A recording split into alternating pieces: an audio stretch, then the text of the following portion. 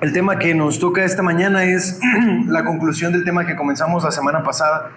Ustedes recuerdan que la semana pasada comenzamos hablando un poco acerca de Israel, de cómo Dios había escogido a Israel como nación y cómo Pablo va argumentando el por qué la salvación es por fe, no por obras, y no por ser israelita una persona es salva. Yo les había hablado la semana pasada de eso. Y ahora vamos a continuar con la misma idea, pues Pablo desarrolla esta idea en todo el capítulo 9 y en el capítulo 10 y lo lleva a su culminación hasta el capítulo 11. Pero a partir del versículo 19, Pablo empieza a abordar el tema a través de preguntas que pudieran venir de una persona que escucha a Pablo hablar acerca de la salvación. Pues Pablo en el capítulo 9 hace un énfasis muy grande en que la salvación es de Dios, que Dios es soberano en la salvación del hombre, tanto como en su condenación, así también en su salvación. Por eso Pablo dice en el versículo 19, pero me dirás. Comienza diciendo como si él estuviera argumentando contra una persona o una persona viniera con alguna inquietud acerca de la doctrina que Pablo está diciendo. Y Pablo dice, pero tú me dirías, ¿por qué pues inculpa? Porque ¿quién ha resistido su voluntad? Es decir, esta persona que Pablo está representando tiene esta pregunta. Entonces, si Dios es soberano en la salvación, entonces, ¿por qué inculpa a las personas del pecado que Él mismo, determinó suceder? ¿Sí entienden la pregunta? La persona que Pablo está representando tiene esta pregunta. ¿Cómo Dios puede entonces condenar a una persona si Él mismo la determina? Los eruditos de la palabra, los comentaristas, dicen que tales preguntas no son dignas de un creyente. Pablo está representando a una persona que busca inculpar a Dios por sus propias acciones. Una persona que no se hace responsable de las obras que ha tenido en su vida, sino que busca a través de la soberanía de Dios inculpar a Dios de sus propios pecados.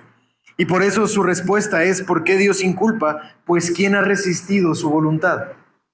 La pregunta incluso, hermanos, puede ser malintencionada. Porque primero le dice a Dios cómo tú puedes ser capaz de inculpar algo que tú determinas. Y continúa con el desafío hacia Dios diciéndole, pues ¿quién puede ser capaz de resistir lo que tú quieres que suceda? Es decir, la persona que pregunta está pensando o está argumentando que es mismo el Dios el que quiere que las personas pequen y que está en su voluntad que las personas pequen y por lo tanto inculparlas de pecado. No suena un Dios justo de esa manera, ¿verdad? Suena un Dios más comprometido con el pecado, más comprometido con hacer caer a las personas que un Dios comprometido con salvar a sus hijos. Y continúa Pablo en el versículo 20 con la respuesta. Dice, más antes, oh hombre, ¿quién eres tú para que alterques con Dios? Dirá el vaso de barro al que lo formó, ¿por qué me has hecho así?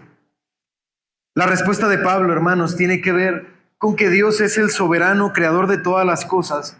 Y nosotros como creación no podemos ponernos nunca en el lugar de juzgar a Dios por algo que Dios determina con su creación.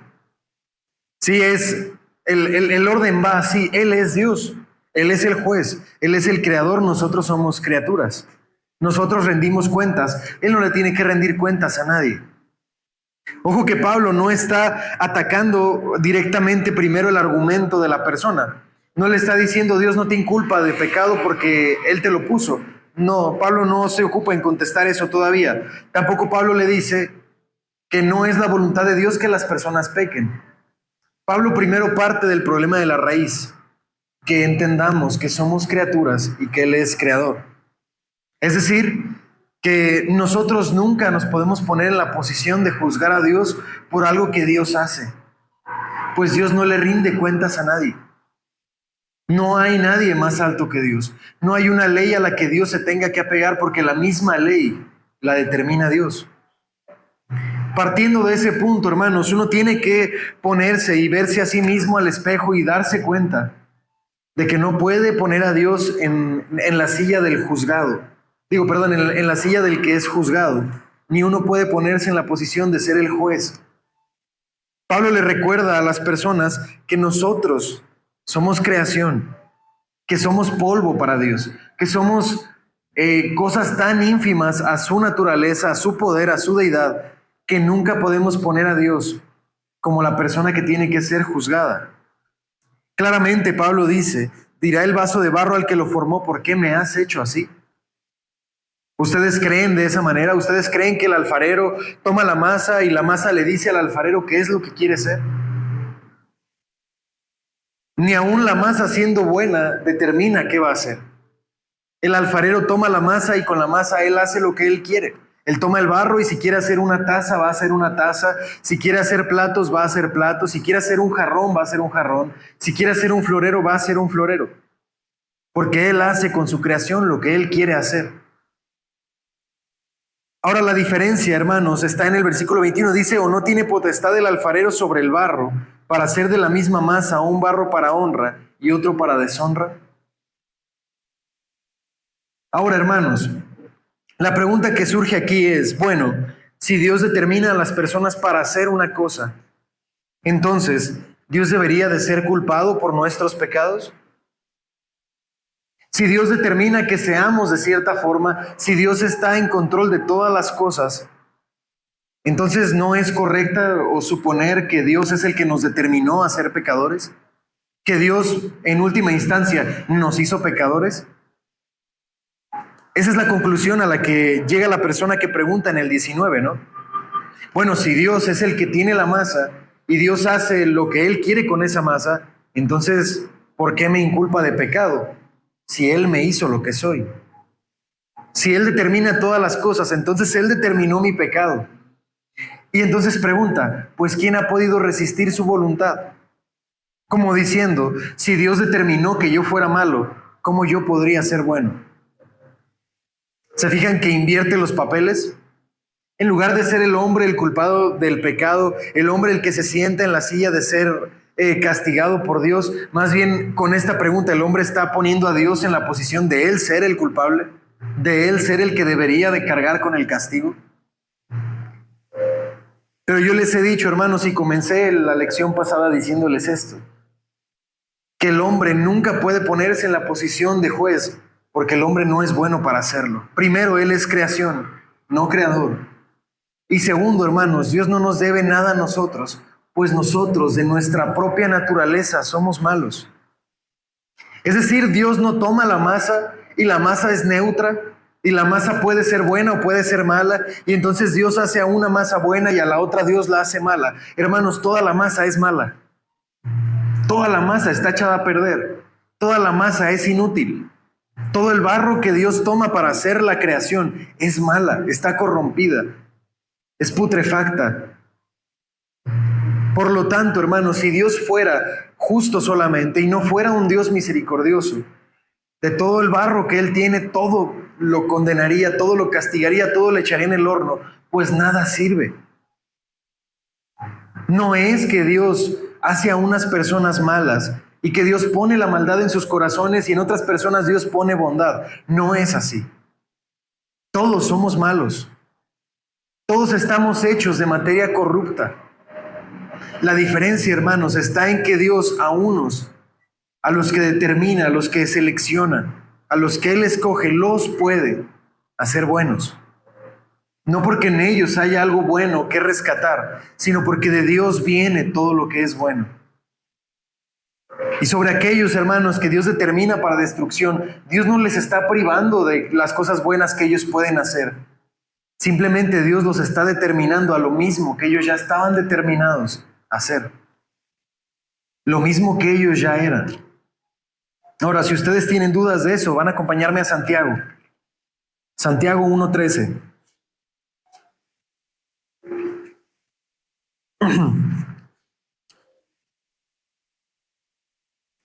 Santiago 1, versículos 13 al 15.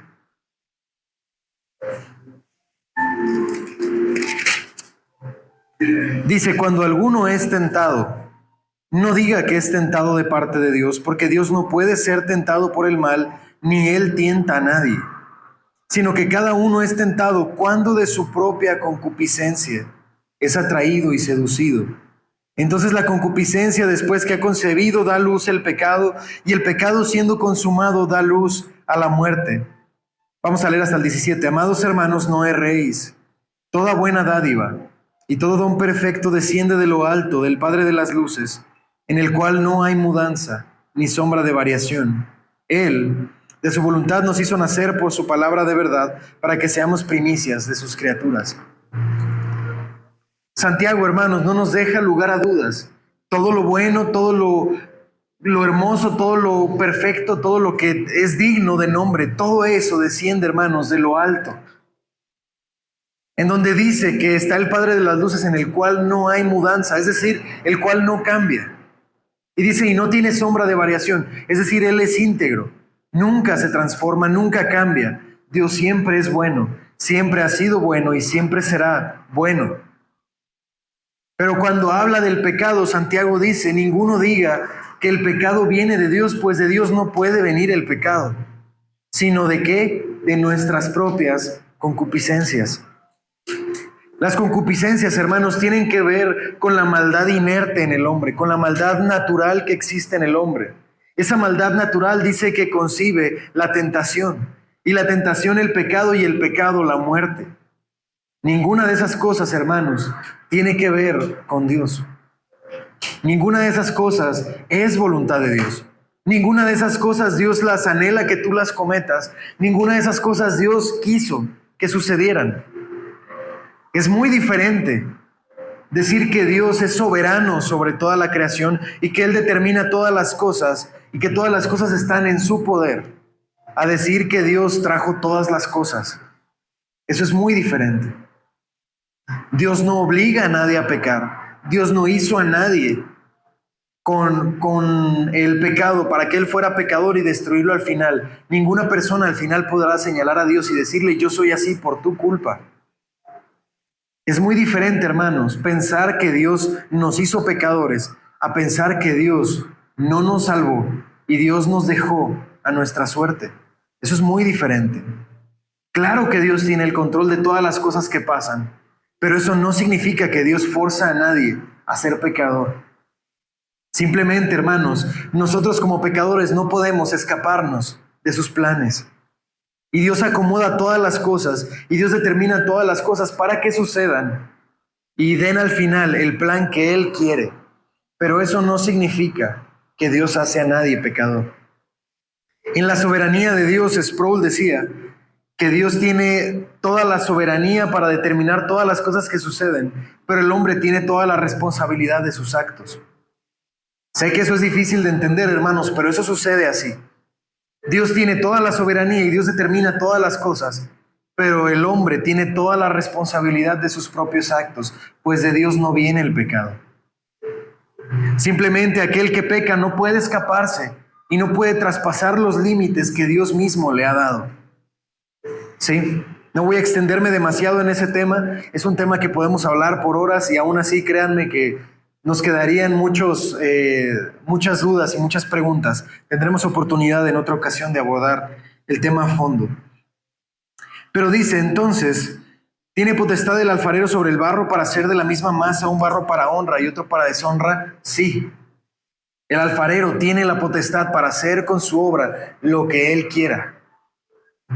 Nos cuesta trabajo, ¿no? A veces pensar así. Y yo se los dije desde la lección pasada, el problema está en la dignidad que pensamos que tiene el hombre. El problema está en que a veces nos valoramos mucho más allá de lo que somos. Y siempre me gusta abordar el mismo ejemplo, ¿no? Yo una vez entré a una tienda cristiana de libros, no era una librería cristiana, y vendían pulseras, ¿no? Y camisas, y tenían ahí mensajes. Y yo recuerdo haber visto una camisa que decía, Dios prefirió pasar una eternidad conmigo que sin mí. ¿Ustedes les parece eso correcto?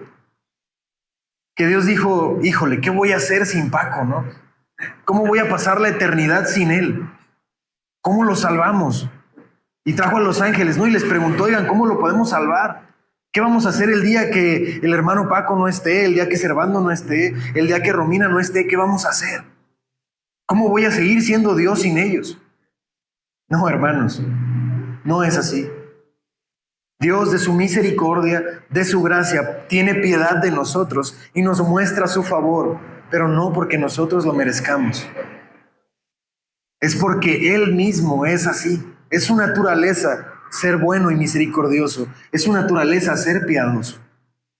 Y de eso nos agarramos, ¿no? Ese es nuestro barco, esa es nuestra salvación, es nuestro salvavidas en medio de un naufragio. Nuestra salvación es que Dios es misericordioso.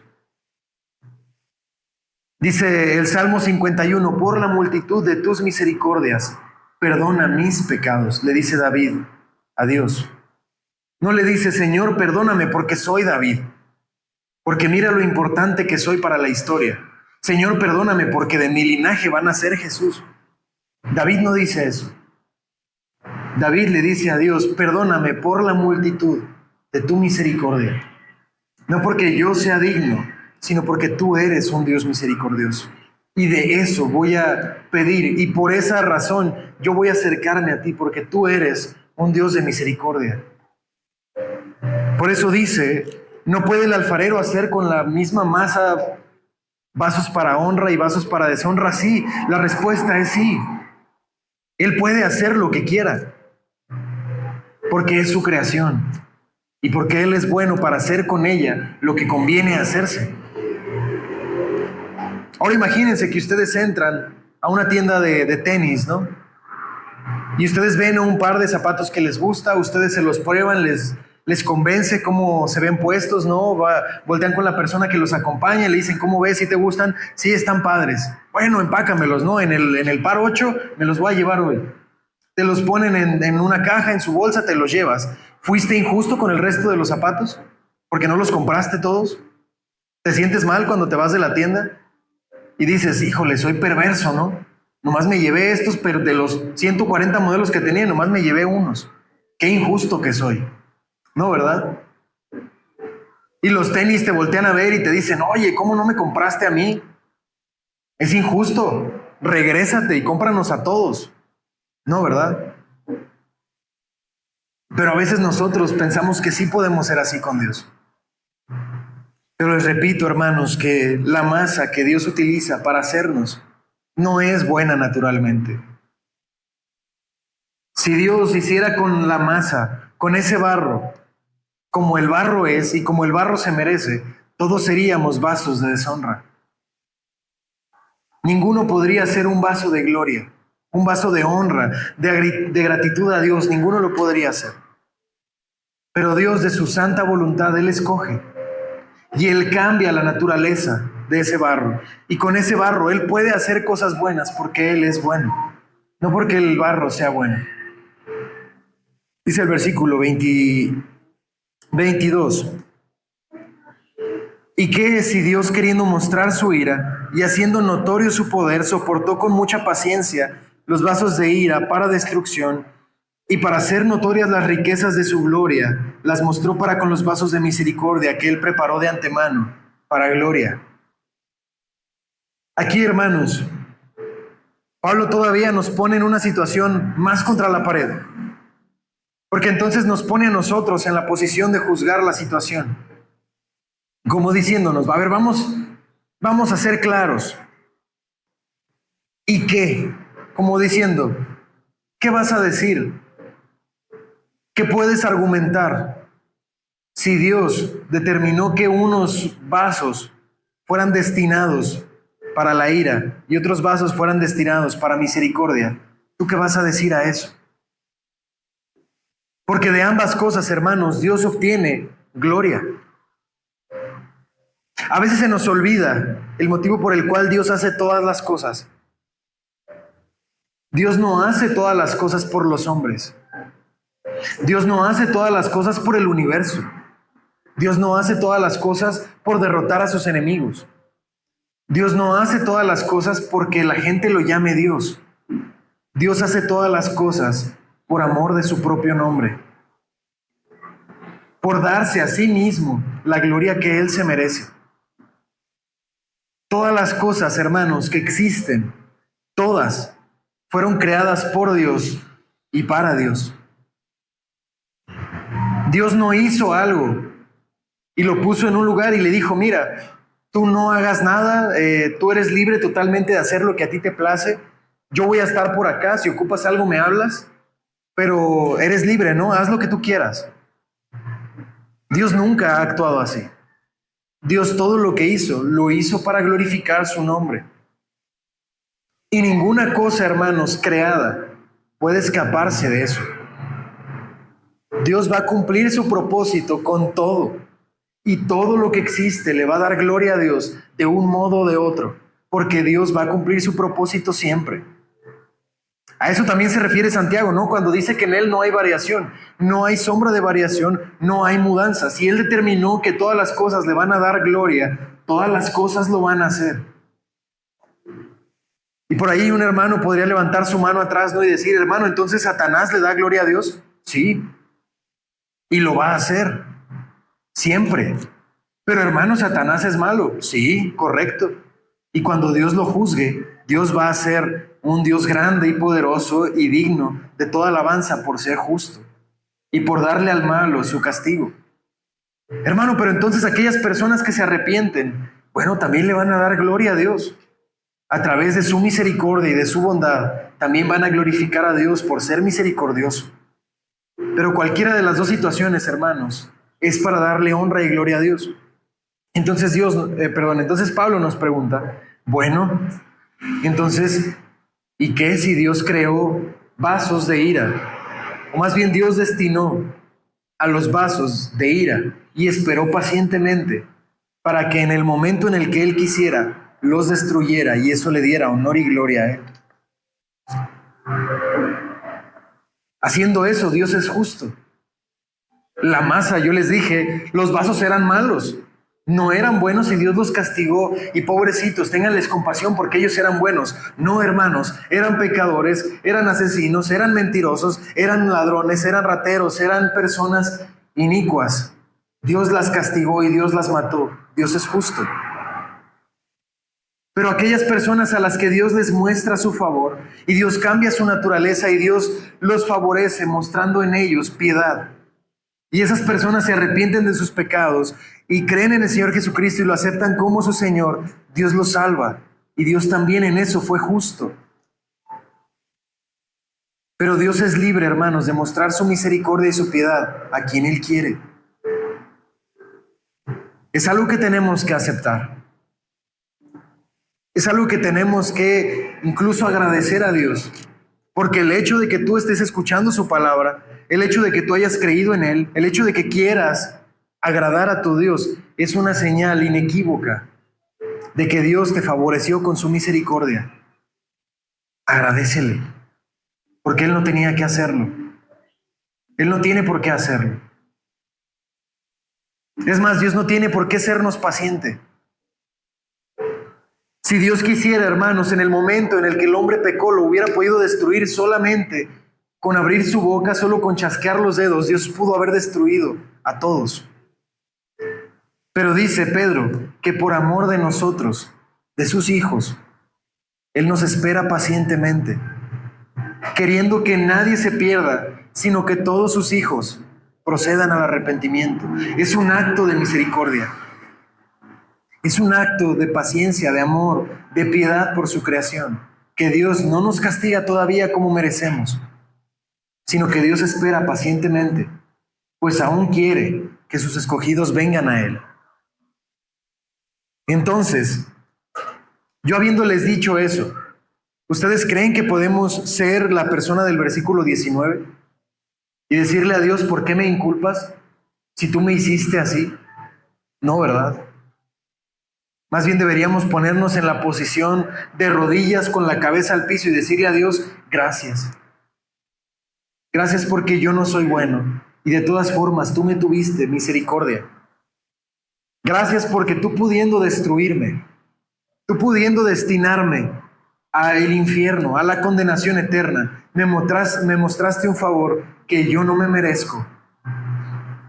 No me diste lo que me merecía, tuviste misericordia de mí, pues no me diste como me merecía. Y me diste lo que no me merecía, me mostraste tu gracia, algo que yo no merezco. Me diste tu favor cuando yo no soy digno de ese favor que me diste. Pablo continúa, hermanos, en el versículo 23. Y para hacer notorias las riquezas de su gloria, las mostró para con los vasos de misericordia que Él preparó de antemano para gloria, a los cuales también ha llamado, esto es a nosotros, no solo de los judíos, sino también de los gentiles. Es decir, aquí Pablo ya, digamos que desvela, ¿no?, el velo que tenían los judíos, termina de quitar esa bandita. Ya antes les había dicho a los judíos que la salvación también es de los gentiles, pero aquí lo dice tan abiertamente y tan claramente que no nos puede quedar dudas. Pablo le está diciendo que Dios determinó vasos de gloria, no solo de entre los judíos, sino también de entre los gentiles. Y les dice, esto no es nuevo. Esto Dios lo anticipó desde mucho antes. Miren que aún Oseas lo dijo: llamaré pueblo mío al que no era mi pueblo, y a la amada y a la no amada, amada. Y en el lugar donde se les dijo, vosotros no sois pueblo mío, allí serán llamados hijos del Dios viviente.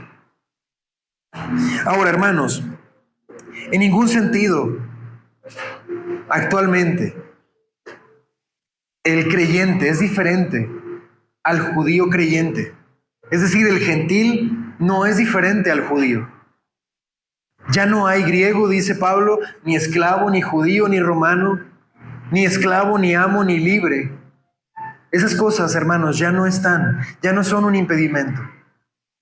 Dios en el Antiguo Testamento había escogido a Israel y sobre ellos Él mostró su gloria y su deidad, y sobre ellos Él manifestó su poder y su perdón y su misericordia y su gloria. Y si uno en el Antiguo Testamento quería ser parte del pueblo de Dios, tenía uno que unirse a Israel, tenía que adoptar las costumbres de los israelitas y ser verdaderamente judaizante. Pero en el presente, hermanos, eso ya no es así. Y quiero aclararlo desde el púlpito porque es algo que está de repente muy de moda en el mundo.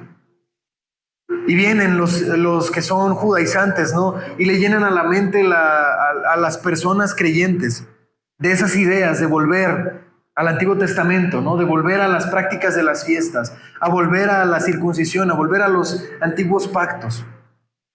Hermanos, eso ya no está vigente, porque Dios llamó a su pueblo al que no lo era. Y en donde Dios les había dicho, no son mi pueblo, Él dijo, yo los haré hijos del Dios viviente. Y ahora, hermanos, solo hay un requisito para ser hijo de Dios. El mismo requisito que ha habido siempre. Y ese, hermanos, me van a acompañar ustedes ahí en Juan capítulo 1.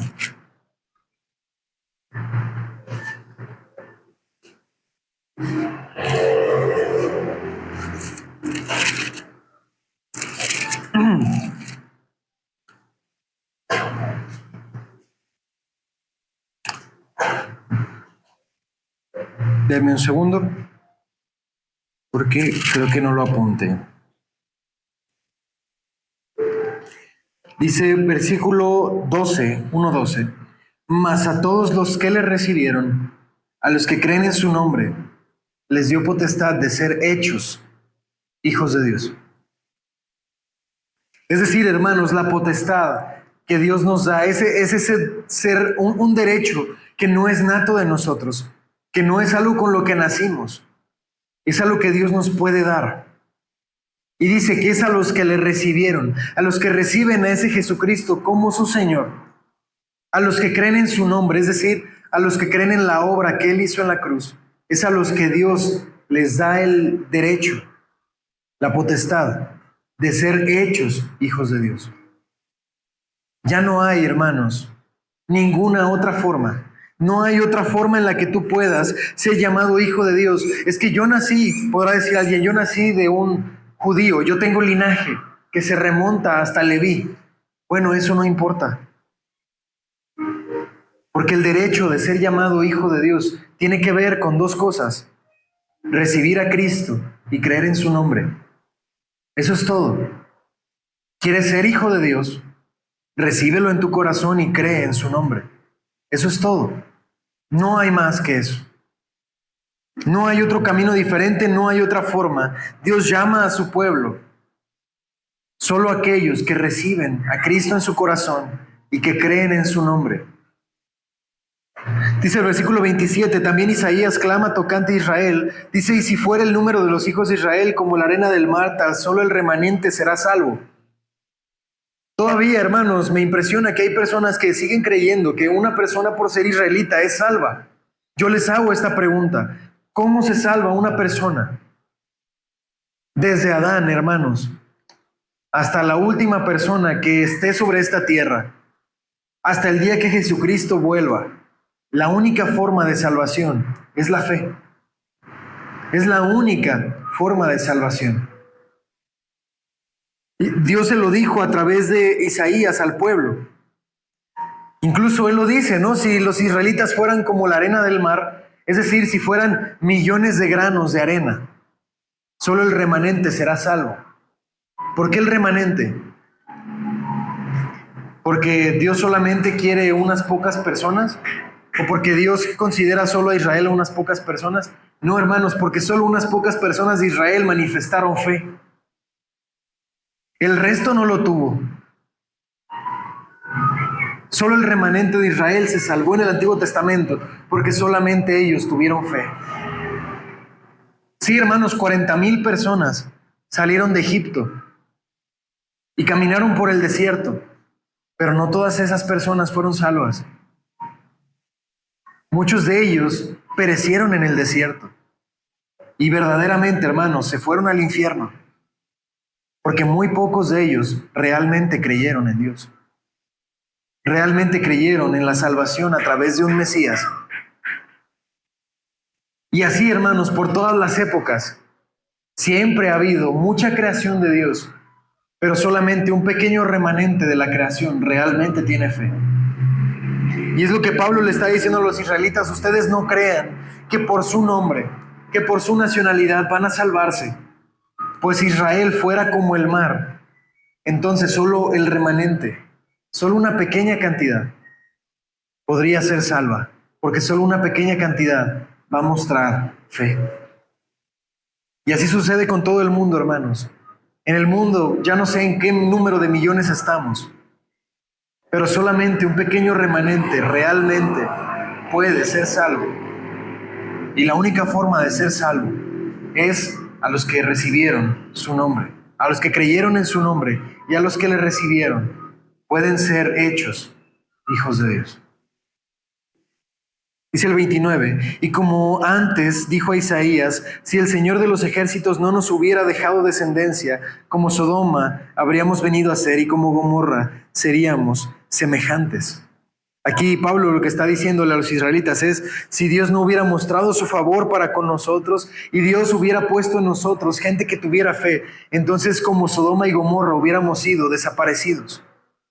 Diciéndole a los israelitas: ustedes no crean que son diferentes a Sodoma y Gomorra. Ellos eran pecadores terribles, lo mismo que ustedes. Y a veces las personas, hermanos, en la iglesia se sientan en un trono, ¿no? Y creen que Dios los llama por haber sido diferentes, por haber sido especiales, por haber sido buenas personas. Pero Pablo nos dice: no te olvides de que tú eras lo mismo que Sodoma y Gomorra. No eres diferente. Eras igual de terrible que ellos. La diferencia estuvo, hermanos, en que Dios nos mostró su misericordia a nosotros. Nos mostró su piedad inmerecida. Vamos a continuar con el versículo 30. Dice: ¿y qué pues diremos? Que los gentiles que no iban tras la justicia han alcanzado la justicia, es decir, la justicia que es por fe. Mas Israel, que iba tras una ley de justicia, no la alcanzó. ¿Por qué? Porque iban tras ella no por fe, sino como por obras de la ley, pues tropezaron en la piedra de tropiezo. Aquí Pablo, hermanos, nos dice cómo es que nosotros podemos ser incluidos en la salvación. Cómo es que nosotros podemos alcanzar salvación y en última instancia, cómo todas las personas pueden alcanzar salvación. Es a través de la fe. Ustedes pueden decir hoy, ¿en qué momento llegamos a ese punto? No estamos hablando de la naturaleza del hombre. Estamos hablando de cómo Dios es soberano sobre la salvación y cómo Dios hace de unos vasos para ira y otros vasos para misericordia. ¿En qué momento llegamos a esto? Pues hermanos, estamos llegando a esto porque Pablo está atacando otra vez el mismo problema que ha atacado en todo el libro de Romanos, que la salvación no es por obras, Si, hermanos, todo el barro del que están hechos los hombres es malo, y Pablo nos dice que todos somos semejantes a Sodoma y Gomorra, es decir, todos somos malos, entonces yo les hago esta pregunta: ¿qué sentido tiene entonces que tú busques salvarte por obras? ¿Qué sentido tiene entonces que estemos buscando salvarnos a través de ser buenas personas? Y no te preocupes, ¿no? Si tú sientes que estás mal con Dios, dale dinero a los pobres y tal vez Dios te perdone. Ah, es que tú crees o tú te sientes que no estás en paz con Dios, entonces ve a la iglesia. Sirve en un ministerio y entonces vas a sentirte en paz con Dios. Hermano, tengo miedo a morirme porque no sé a dónde me voy a ir. Ah, no te preocupes. Mira, tú reza tales Padres Nuestros, tú léete tantos pasajes de la Biblia, tú lee la Biblia todos los días, dale 3 vueltas al año y entonces tal vez Dios te perdone. ¿Qué sentido tiene eso entonces? Pablo lo dice, ¿no? Los israelitas toda su vida se dedicaron a intentar agradar a Dios a través de la ley, como una persona que corre, ¿no? Los israelitas corrían detrás de la salvación a través de sus obras y dice Pablo que no la alcanzaron. Nunca pudieron asirse de ella, nunca pudieron atraparla con sus manos, porque, hermanos, los hombres no pueden agradar a Dios con sus obras. No se puede. No estoy diciendo que es muy difícil, les estoy diciendo que no se puede. No importa qué tan rápido puedas correr, no importa qué tantas buenas obras puedas hacer, nunca te va a alcanzar.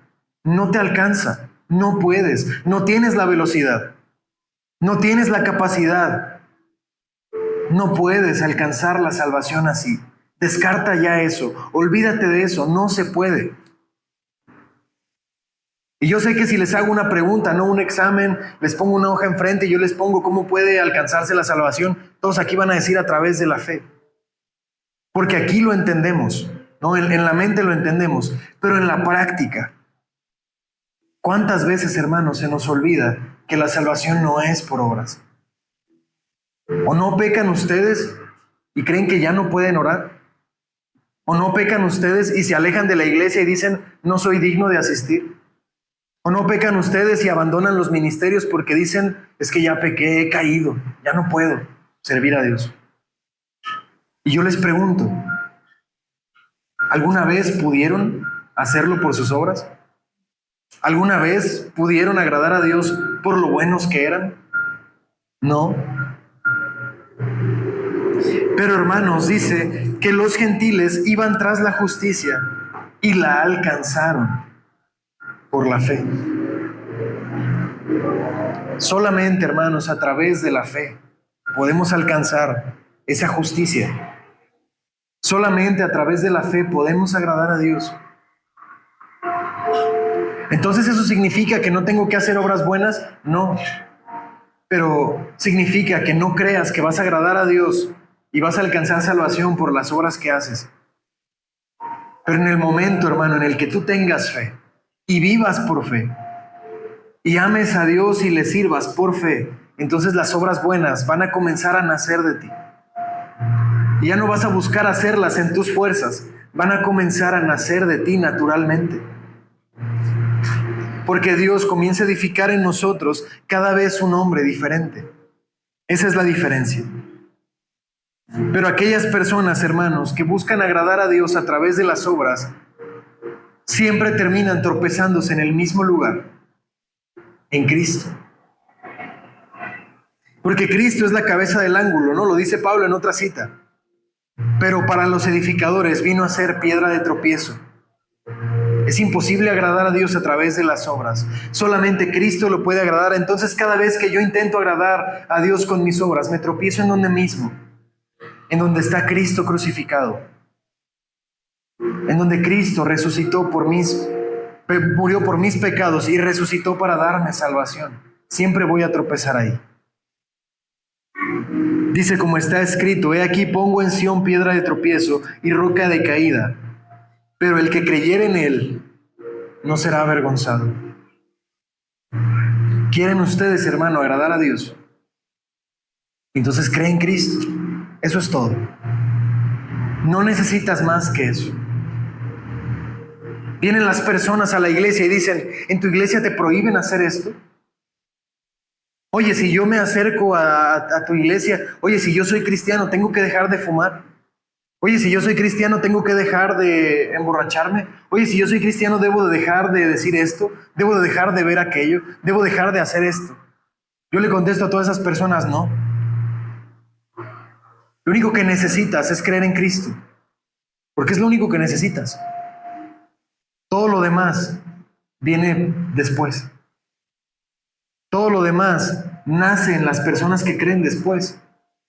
Y después ni siquiera tienen que preguntarnos, oye, debería de dejar la borrachera, oye, debería de dejar de esto, oye, debería dejar de hacer aquello. En el momento en el que la persona cree verdaderamente en Cristo, es como si todas esas cosas se contestaran. Y les dices tú, yo creo que no debes de dejar nada. Cristo te va a tomar así como eres y Él se va a ocupar de que cambies. Amén. Muy bien, hermanos, les voy a dejar con esa enseñanza de esta mañana.